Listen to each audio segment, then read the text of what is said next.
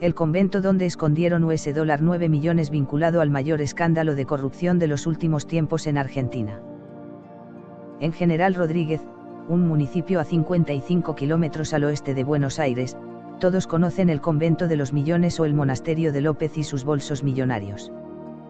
Con indignación o en broma, así le dicen al lugar donde el 14 de junio pasado fue capturado José López, exministro del gobierno de Cristina Fernández de Kirchner, con $9 millones. Si va por plata, allá ya no dejaron nada, dice con sorna un habitante de General Rodríguez. Otros expresan su molestia, porque antes de esa captura, la población, que tiene 80.000 habitantes, no llamaba demasiado la atención del país. Y ahora está instalado en la memoria nacional como el lugar donde ocurrió uno de los más sonados casos de corrupción de los últimos años.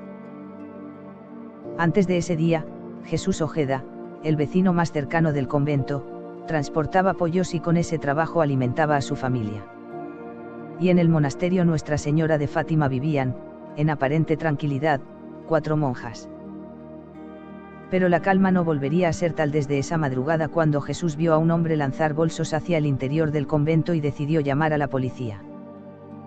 Una llamada que bastó para desatar la historia judicial más mediática de Argentina, que ahora será investigada también por la Iglesia Católica, por orden del Vaticano.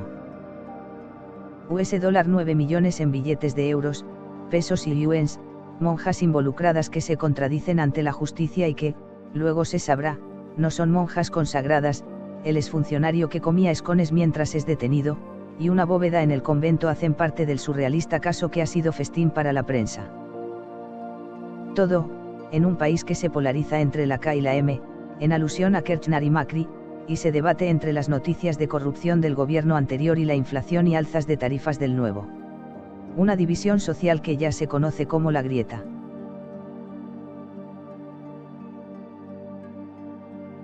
Yo no sabía quién era él. Esa madrugada escuché ruidos y me asomé, y vi un hombre tirando bolsas para dentro del convento. Yo lo miraba y él me miraba, pero no le importó y saltó el tapial. Ahí fue cuando decidí llamar a la policía porque pensé que le iba a hacer algo a las monjitas, le contó Jesús Ojeda a BBC Mundo. Sin quererlo, el transportador de pollos terminó siendo parte de la historia y ya ha sufrido los rigores de esa fama.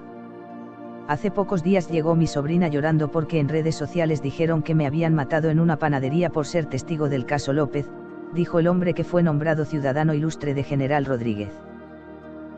Jesús declaró oficialmente ante la justicia que la policía tuvo que esperar más de 1 hora para ingresar. Llegaron rápido.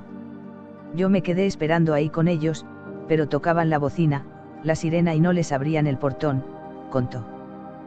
Porque las monjas no abrían y lo que ocurría dentro del convento mientras la policía tocaba se ha ido conociendo en fragmentos escandalosos que ocasionaron la decisión de la Iglesia de ordenar una investigación canónica. Esto afecta mucho a la imagen de la Iglesia en la Argentina, dijo a la prensa el nuncio apostólico, Emil Paultschereib, y agregó que mantiene informado del caso al Papa Francisco.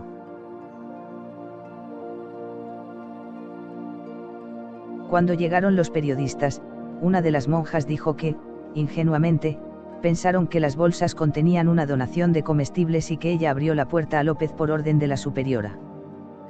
Pero un vídeo publicado por la televisión argentina, mostró a 2 religiosas ayudando al exfuncionario a entrar los paquetes. A un lado de la entrada se veía un arma larga que el hoy capturado había puesto en el suelo. Tras el escándalo, varios nombres salieron a la luz, los de las hermanas Marcela Albín, María Antonia Casas, la madre superiora Albadía de España Martínez Fernández, la madre Clara Inés Aparicio y el de un obispo ya fallecido Rubén Héctor Dimonte. Las 2 primeras declararon en calidad de testigos en el juzgado que lleva el caso. A la madre superiora, de 90 años, el fiscal le ordenó un examen para conocer su estado mental y llamó a indagatoria a la madre Inés, quien se ve en el vídeo entrando los bolsos. Tras la primera declaración, el caso se complicó más para las monjas, pues quedó en evidencia que sí esperaban la llegada de José López. El día anterior al 14 de junio a las 8 de la noche voy a la casa de la madre superiora, a colocarle el oxígeno y ahí ella me dice que iba a venir el SR. José y que le diga a María que esté en el torno a esperar que venga, narró Marcela, que es monja de clausura. Pasada la medianoche, la superiora les ordenó que se fueran a descansar. Luego se conocería que la Madre Superiora intercambió llamadas con la esposa de José López, quien llegó finalmente a las 3 de la mañana. Una vez adentro, relataron las religiosas, puso los bolsos en la cocina y se fue durante una hora a la habitación de la superiora mientras comía escones preparados por las monjas. En ese momento llegaron policías locales y lo capturaron sin saber aún quién era. ¿Querés comer escones?, nos ofrecía mientras lo deteníamos, contó una de las policías que participó de la captura. A la relación de las monjas con el caso, se sumó un dato curioso: el monasterio no es en realidad un convento, sino una asociación civil de fieles. No son estrictamente monjas, pero en la Argentina a todas las religiosas les decimos monjas aunque no lo son, dijo al sitio Vatican Insider del diario italiano La Stampa Monseñor Santiago Oliveira, obispo de Cruz del Eje, de la provincia de Córdoba y presidente de Comunicación Social del Episcopado. Para ser monasterio se requiere un permiso de la Santa Sede y este lugar no lo tiene. Sin embargo, como la asociación fue creada por el obispo Rubén Héctor Di Monte, que falleció en abril de 2016, la Iglesia considera que no puede desligarse del caso. La conexión entre esta asociación religiosa y López era, precisamente, el obispo Di Monte. José López no solo era el secretario, ministro, de Obras Públicas, sino también la mano derecha de Julio de Vido, es ministro de Planificación de Cristina Fernández de Kirchner. Públicamente, y en varias ocasiones, De Vido manifestó su afecto por el padre Di Monte. Y en el convento, la Fiscalía encontró bóvedas bajo los tapetes y documentos que señalan que Di Monte habría recibido millonarios aportes del gobierno pasado para la ampliación de su casa dentro del monasterio.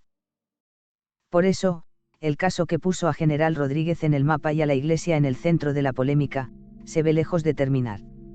Las hermanas tendrán que explicar por qué permitieron el ingreso de López a las 3 de la mañana, ayudaron a ingresar los bolsos, demoraron el ingreso de la policía y no dijeron nada frente al arma. Mientras tanto, el convento es custodiado por la policía y en General Rodríguez los vecinos siguen cansados de orientar a los curiosos que quieren ir hasta el lugar a hacerse una foto.